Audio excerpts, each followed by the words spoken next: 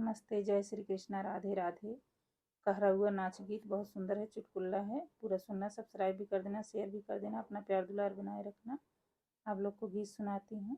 सूरत के पानवा सोपारी हमरे मान के, सूरत के पानवा सोपारी हमरे मान के, सैया बेईमानवा कराथे अपने मान के, सैया बेईमानवा कराथे अपने मान के।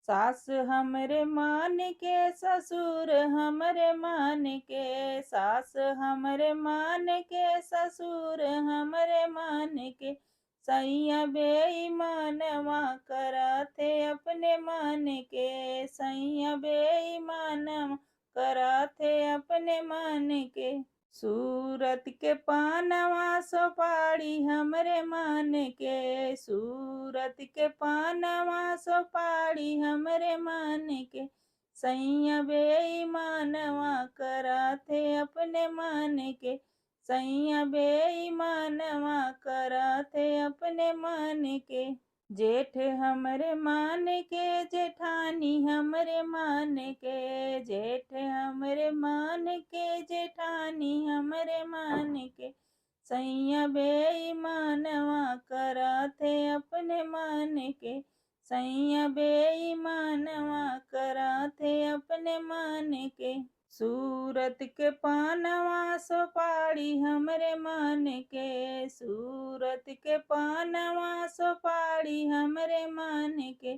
सैया बेईमानवा कराथे अपने मान के, सैया बेईमानवा कराथे अपने मान के। देवर हमरे मान के, ननद हमरे मान के, देवर हमरे मान के, ननद हमरे मान के, सैया बेईमानवा कराथे अपने मान के, सैया बेईमानवा कराथे अपने मान के। सूरत के पानवा सोपारी हमरे मान के, सूरत के पानवा सोपारी हमरे मान के, सैया बेईमानवा कराथे अपने मान के, सैया बेईमानवा कराथे अपने मान के।